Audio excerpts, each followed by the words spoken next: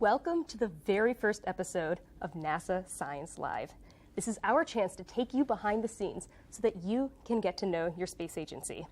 I'm your host, Sophia Roberts, and today we're going to talk about the moon. But before we get into that, here's some of NASA's most recent news. We were all broken heart emojied to say goodbye to the Opportunity rover. But this really was the little rover that could, because it lasted 15 years, despite the original mission proposing for it to last for 90 days.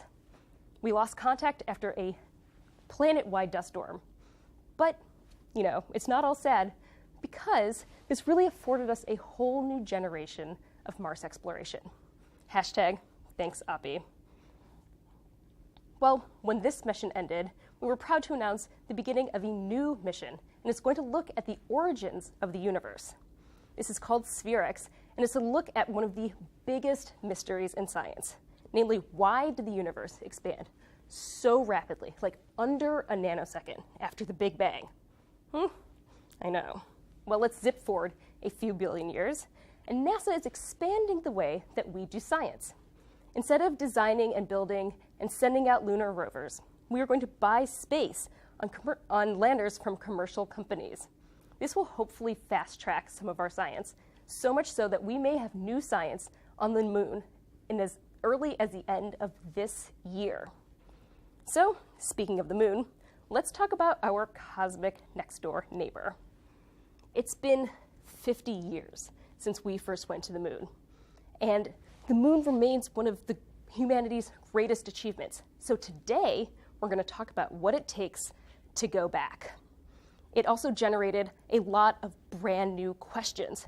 So, because as science always does, we need to go back to find out more.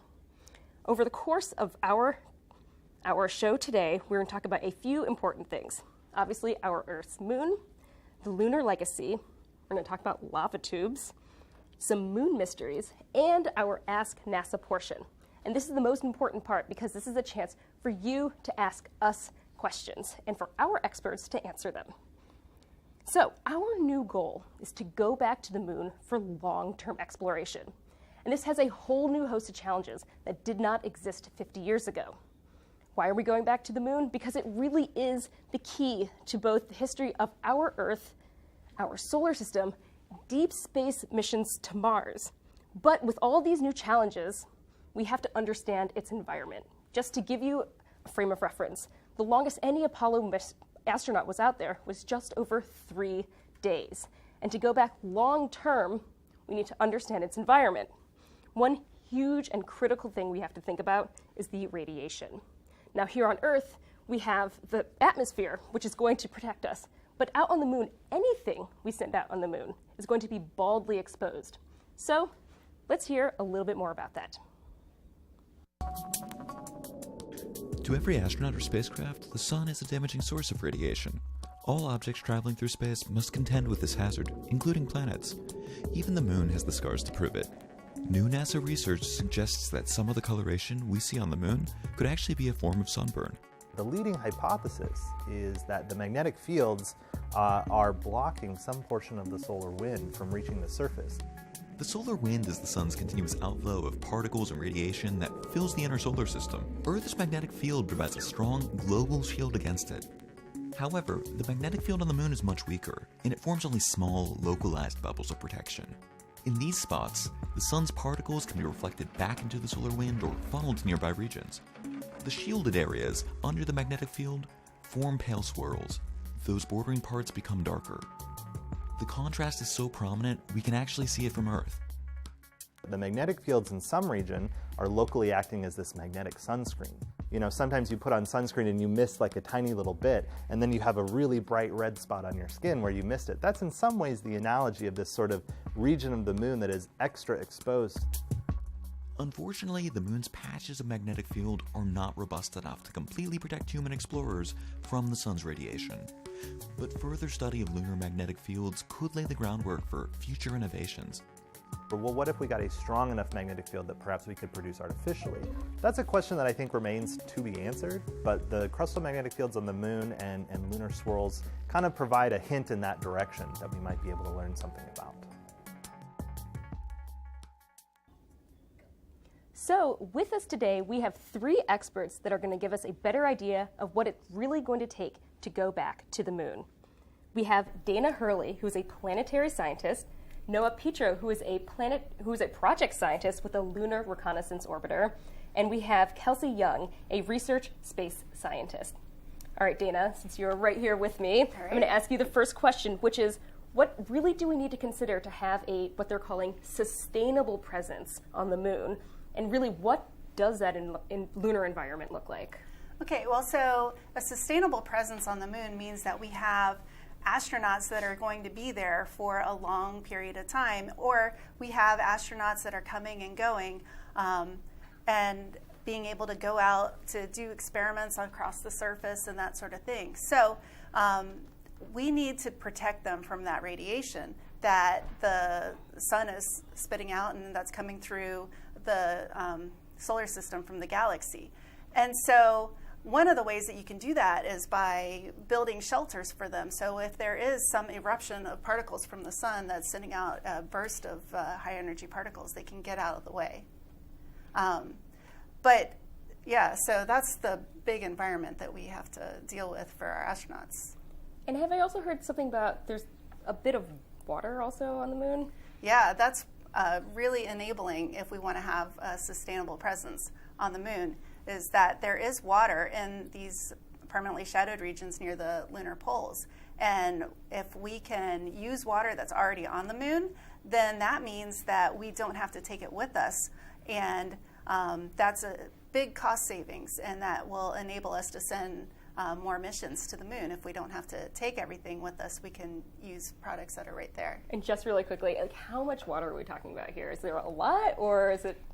Well, so it's a lot for the moon, because about 10 years ago, we didn't think that there was any water on the moon. And just over the last 10 years, we've discovered that there is this water here. And we probably could fill up maybe 1,000th of Lake Erie if you put all the water that's distributed through all those permanently shadowed regions together.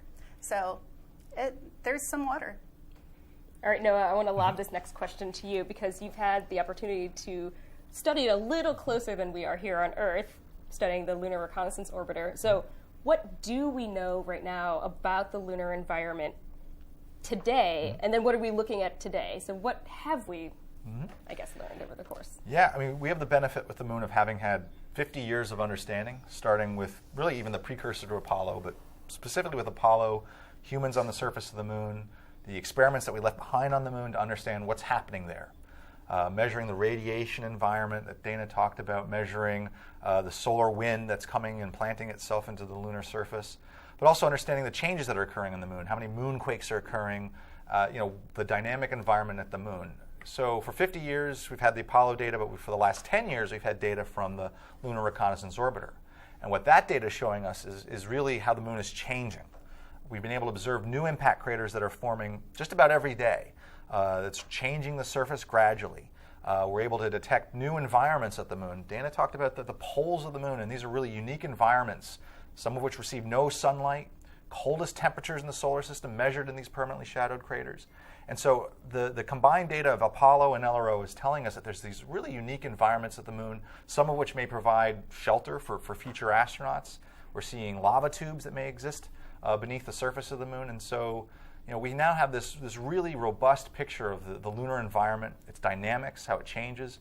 And boy, do we have a lot of places we'd love to go. We've identified a huge suite of places on the surface that would compel us to explore further on the moon.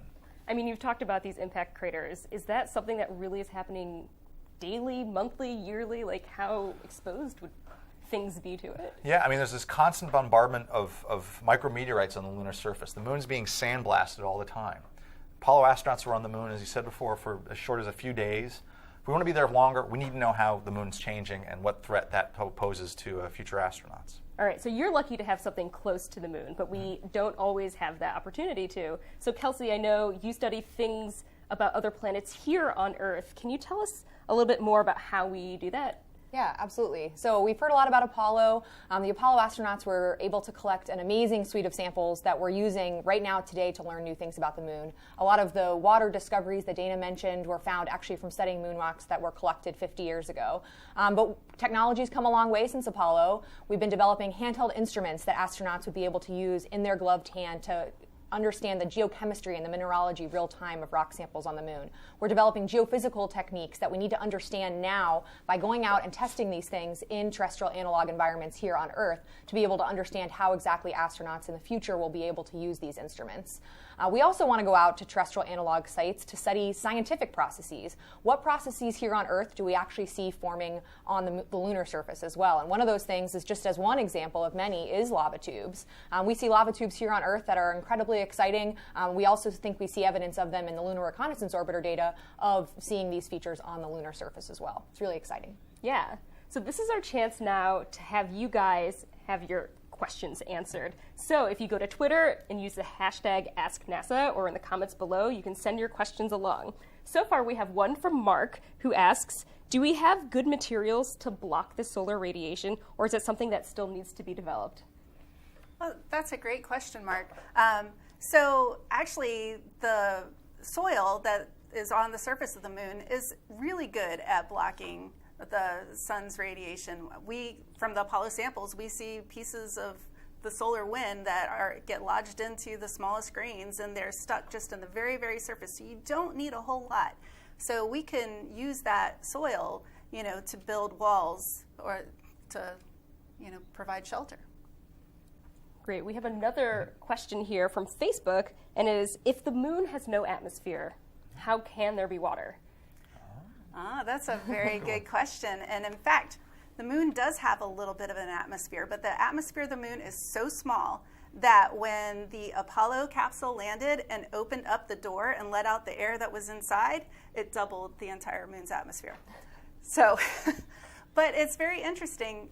The moon gets hit by comets, and those comets have water in them, and if that water lands where it's really cold, it actually freezes into ice and can be stable. It's so cold that it won't evaporate in billions of years. But we're not talking about flowing water, rivers, oceans. This is a single layer of water molecules, maybe chunks of ice beneath the surface. So when we talk about water, we're not talking about water that we see after a rainy day here in Washington, D.C., or, at beaches. We're talking about this very different environment. The driest desert on the Earth is far wetter than the moon. So right. Let's make sure we have a good picture of what's actually there. I mean, how would we get that then? Like, how would you collect enough to do anything? Well, that's a great question. I mean, so you have to heat it up, basically, because the water is stuck to the surfaces, and if it's warmed up enough, it will leave. And the reason why it sticks is because it doesn't quite get warm enough. So you can go through and you can gather up a lot of the soil that has the water stuck to the surface and then heat it up and collect it. Yeah, and that's one of the ways we know that the moon is so different than the Earth is you look at any moon rock. Even the wettest moon rocks we have such a small amount of water that for 40 years people thought there was no water on the moon. Well, it's just a small enough amount that we actually couldn't measure it properly until the instruments got advanced enough to be able to tell us that it's there. Right. All right, so Janice from Twitter is also asking, considering the future of lunar exploration, what do you think the current debate is about the past? Should the landing sites of the Apollo 11 be protected as a cultural heritage site? Yeah, absolutely. I mean, these are some of the most important sites, both for our nation's history and for the history of humankind. So I would absolutely argue that these are incredibly important sites we need to preserve. We all are also still learning a lot of things about the rocks collected at these sites. So I think there's still a lot to be learned from these sites, but absolutely their preservation should definitely be on our minds. But I also think that it'd be valuable to go back to maybe one of the landing sites to see how the material that was left behind has changed. There we have equipment that's been on the surface for 50 years. How has it been worn by being exposed to that radiation environment, by micrometeorite bombardment? So there's a science question to be asked at one of the 6 Apollo sites as well. But maybe we keep Apollo 11 and 17, keep those pristine. Yeah. All right. Absolutely, by studying that too, I think you can learn a lot about a sustainable presence on the lunar surface when you understand how the environment is reacting with the technology that you bring to the lunar surface. All right, we have one more question that we can ask for this segment, which is from Peggy on Twitter. What would be the most important tool that we could use on the moon to tell us about its inhabitability? Well, I think measuring the radiation environment on the surface. That's right. Yeah, that would definitely be helpful. And also to quantify what resources are there that we don't have to take with us. So finding out where that water is. So being able to understand whether that water is only in the polar regions, how much of it is at lower latitudes. All right, thank you all for your questions. We are going to be answering more questions later on in the segment. But we really need to talk about these lava tubes that Kelsey had mentioned earlier today because that is so exciting. So let's take a look about what those are all about. The moon originally was a big ball of magma. Through time, as the crust formed on the surface, the magma on the interior also slowly leaked to the surface. A lava tube is essentially a cave, an enclosed tunnel through which lava flowed, and if it was able to drain out, you now have this open cave through which you can conduct some interesting scientific experiments. Here on Earth, a research team studies lava tubes as a means for better understanding how we can explore and understand lava tubes on other planets and the moon. From some of our high-resolution images from the Lunar Reconnaissance Orbiter, we can actually see pits on the surface of the moon, and it looks like these could be the extensive lava tube networks. So they could be pathways that are tens to hundreds of meters long, they could be kilometers long. Understanding lava tubes, where and when they formed on the surface of the moon is just a really exciting scenario. These caverns have been protected from the space environment. So this really would be an ideal place to try and collect samples that tell us not only about the moon, but about the solar system in general and how it's evolved through time. Our next step's starting to plan robotic exploration of the moon again, and this might involve observations that would help confirm the presence of lava tubes or some of these subsurface void spaces. They may even be accessible by robots or in the future maybe even humans. To me, it just makes them a very interesting and exciting aspect to studying the surface of the moon. Oh, that is so cool. I mean, there's really just a whole new world underneath the surface of the moon that we just still really need to explore. So, Kelsey, I know you know all about this, and that was just a taste of these things. So can you tell us more about these exciting lava tubes, and what else do we need to know that's out there on the moon to explore? Absolutely. So terrestrially, when we look at lava tubes here on Earth, they tell us a lot about how the lava flows that you find them in were in place. So it tells you something about the volcanic history of that terrain that you're working in. We think the same thing about lunar tubes. By exploring terrestrial tubes here on Earth, we're able to learn something about how the terrains where we see the lava pits and potentially lava tubes on the moon formed. So we go out to these lava tubes here on Earth. We use handheld portable instruments that astronauts can use when they're on the moon to traverse on top of the tubes to actually image what's underneath the surface without actually having to go anywhere near the pit itself. So by doing this fieldwork here on Earth with instruments above the ground, you're actually able to understand what's below and actually perhaps deduce the volcanic history of the lunar surface. Really wonderful. Let's answer some more questions. All right, using Twitter, #AskNASA, or in the comments below. And if you're just tuning in, this is NASA Science Live. So Janice on Twitter, well, no, we already did this one. Krish, I'm sorry, on Twitter is asking, what bachelor qualifications are there required for an internship if you wanted to join NASA?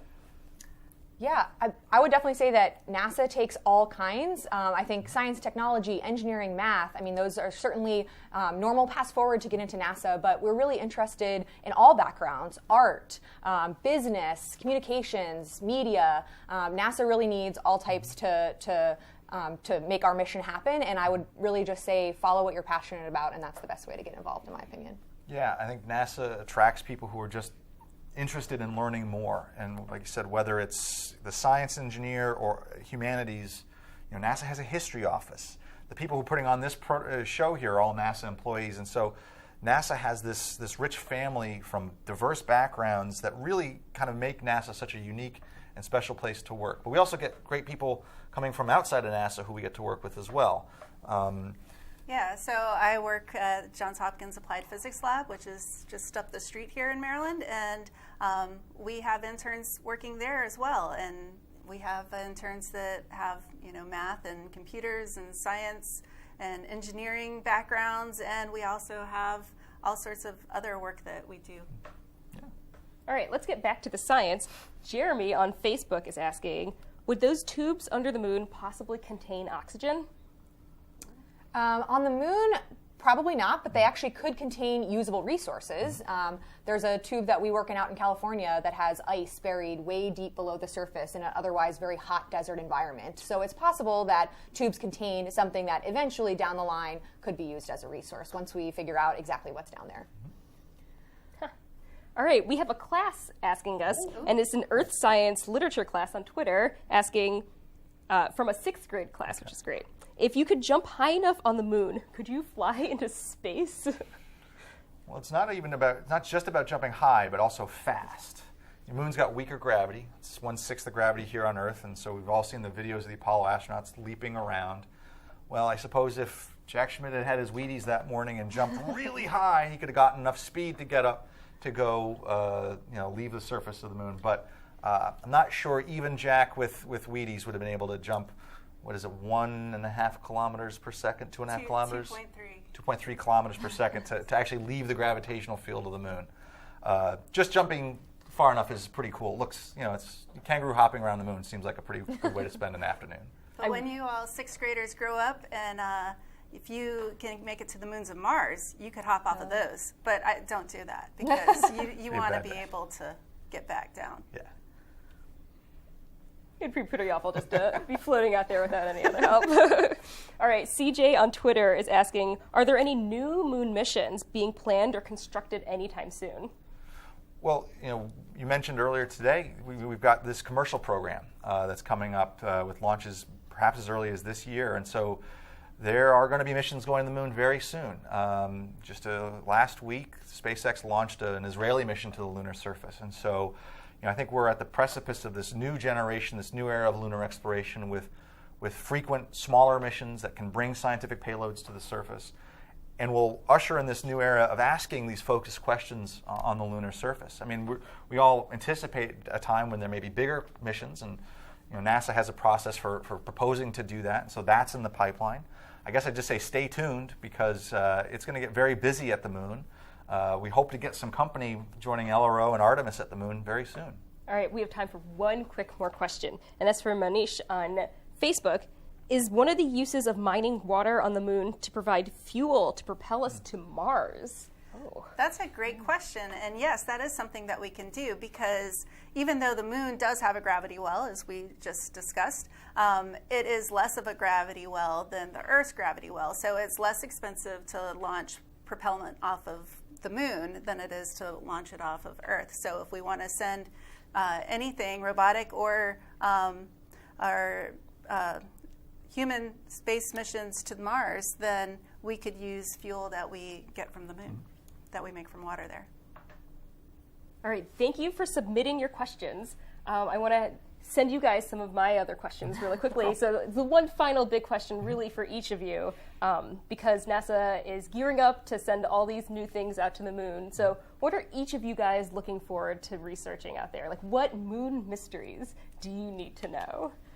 I would love to send something to one of those magnetic field regions on the moon that was in the earlier segment and understand how well those block the solar wind and what happens when you're close by there, and you can look to see how that solar wind is interacting with the surface of the moon and if it's even making water.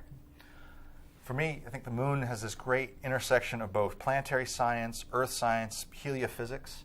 So what would interest me is going to a location on the moon and drilling. The deeper you go into the lunar surface, the busted up soil, you'd be able to go back in time. And so if you drill deep enough, you might expose a layer that was at the surface of the moon 4 billion years ago. And by measuring that, understanding that, we'd understand what was happening on the sun 4 billion years ago and understand how different that time was than it is today. For me, I think going back a couple decades ago, we thought that the moon was a fairly, it had been dead for quite some time. There really hadn't been a lot going on, but we're finding more and more that it's a very dynamic and, relatively speaking, young planet. We see evidence of volcanism from only a couple decades of millions of years ago. We're seeing active micrometeorite impacts on the surface. So I think understanding the recent past of the lunar history, which is never something we thought about being able to do, is something I think is really important. Excellent. All right, we actually have time for one other question, which is great because we talked a little bit about at one point our diverse backgrounds coming either through internships, and I'm wondering how you guys did make your way to NASA. So I studied physics in college, and then I went to grad school and got a PhD in the field called space physics. That's understanding that space environment of the sun and that sort of stuff. And then I had an internship at NASA, or a postdoc at NASA, that started my career. Yeah, for me, I had great teachers who pushed me, encouraged me. My father worked on Apollo, so I was always just interested in space.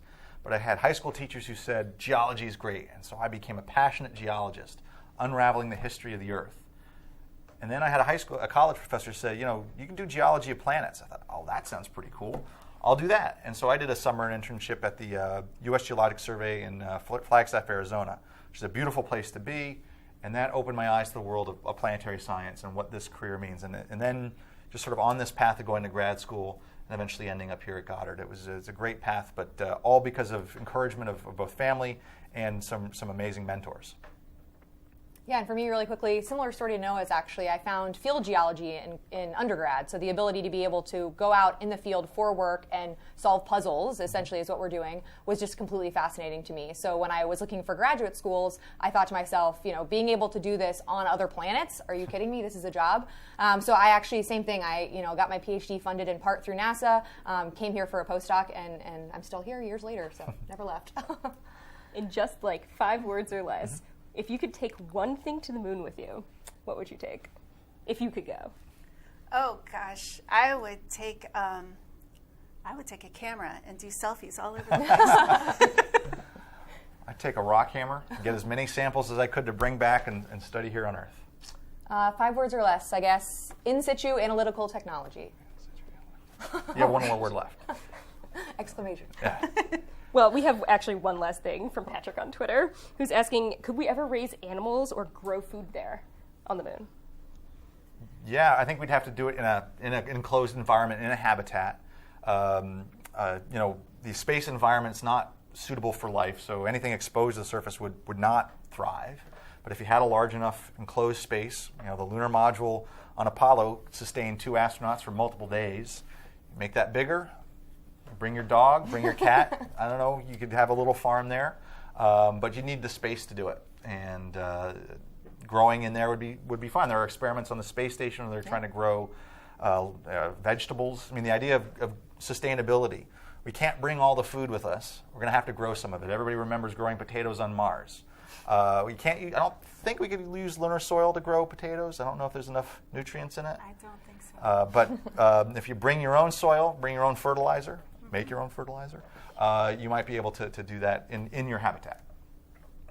All right, wonderful. Well, thank you guys for participating with this, and I want to thank all of you for also participating and sending in your questions through the Ask NASA hashtag. We will also be able to answer more questions. Our scientists are going to stick around a little bit to do it via the internet. We chose to do this live, you guys, because we really want to fuel your curiosity. And we think that answering questions helps all of us understand the universe. So if you have more questions, keep sending them along. And to learn more, go to go.nasa.gov/NASA Science Live. Next time, we're going to talk about what it takes to go interstellar. So see you all next time.